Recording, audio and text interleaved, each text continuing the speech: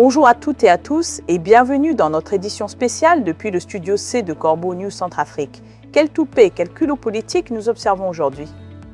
Je suis Laure Gabazi et je suis absolument ravie d'accueillir notre journaliste d'investigation de choc, Lucienne Balenda, pour une plongée sans concession dans l'actualité centrafricaine. Lucienne, Bangui ose célébrer la journée africaine de lutte contre la corruption. J'ai envie de dire, la farce est complète, non ? Bonjour Laure, absolument, c'est une mise en scène qui frise l'indécence à vrai dire. On célèbre la lutte contre la corruption, mais le pays est bon dernier dans tous les classements mondiaux de bonne gouvernance. C'est l'hôpital qui se moque de la charité, si je puis me permettre. Les discours, eux, sont toujours aussi pompeux. Nos dirigeants vantent leur intégrité sur tous les toits, alors que la réalité est bien différente. Des discours pour la galerie, en somme. Et je lis entre les lignes que c'est surtout destiné à ceux qui tiennent les cordons de la bourse, je me trompe ? C'est exactement ça alors. Cette mise en scène ostentatoire vise avant tout les bailleurs de fonds occidentaux. Il faut prononcer les mots qu'ils attendent, faire semblant, pour que les chèques continuent d'arriver. Et on y décèle même l'influence des conseillers russes et des hommes de Wagner, qui affinent cette communication. Le fond ne change absolument pas, seule la forme s'adapte aux visiteurs du moment. Donc, on change l'emballage, mais la marchandise reste avariée.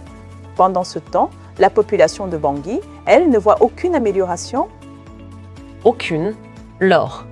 Le quotidien de nos compatriotes reste désespérément identique. L'État fonctionne comme une équipe de football, comme le dit si bien le rédacteur, dont le seul et unique objectif est de vider les caisses publiques. Une image qui prêterait à sourire si elle n'était pas si véridique. Le dictateur Faustin Archange tout adhérant en capitaine, le Premier ministre en gardien complice, les ministres en attaquant prêts à saisir la moindre balle perdue pour la détourner, c'est consternant. Et les institutions de contrôle dans tout ça ? Les institutions censées contrôler l'or n'ont aucun pouvoir réel. Elles servent juste à valider des rapports qui n'ont jamais existé. L'argent public disparaît dans des circuits opaques bien avant d'atteindre la santé ou l'éducation. Les investisseurs sérieux, ceux qui pourraient vraiment aider le pays, prennent la fuite devant cette insécurité juridique organisée. C'est un désastre. Un simple document administratif se négocie contre un pot de vin, c'est la base de l'économie qui est corrompue. Précisément, l'économie nationale en paie le prix fort, pendant qu'une minorité proche du pouvoir s'enrichit sans limite. Les déclarations de la haute autorité chargée de la bonne gouvernance ne font plus illusion à Bangui. Chacun observe, chaque jour, l'impunité totale dont jouissent les proches du régime. L'impunité, c'est bien le mot. Lucienne. Les détournements de fonds publics ne sont jamais poursuivis, la justice semble tétanisée. Exactement, la justice reste entièrement soumise à l'exécutif, incapable, ou plutôt peu désireuse, de s'en prendre à ses protecteurs. L'écart entre les promesses de probité et les actes de banditisme financier déstabilise ce qui demeure des structures de l'État. La population survit dans la misère la plus totale, pendant que les dignitaires affichent un train de vie insultant. Et les partenaires au développement, ils voient cette mascarade, cette comédie.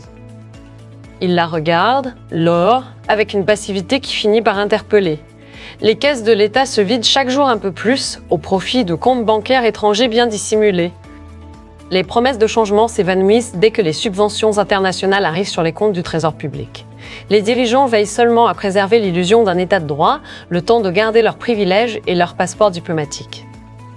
C'est donc un système entièrement vérolé, où la richesse nationale s'évapore dans les poches des clans au pouvoir sans que personne ne puisse demander des comptes. C'est ça.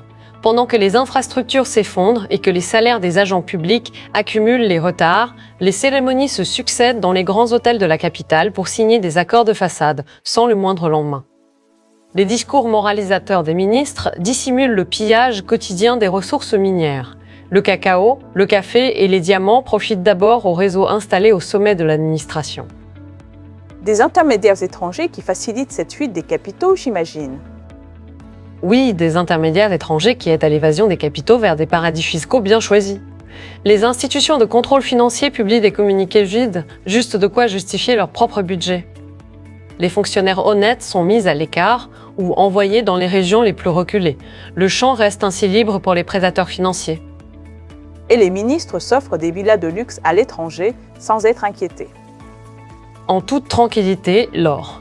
Les enquêtes ouvertes après chaque scandale ne débouchent jamais devant les tribunaux locaux. Les postes de responsabilité se distribuent selon la loyauté politique et la participation au réseau de détournement.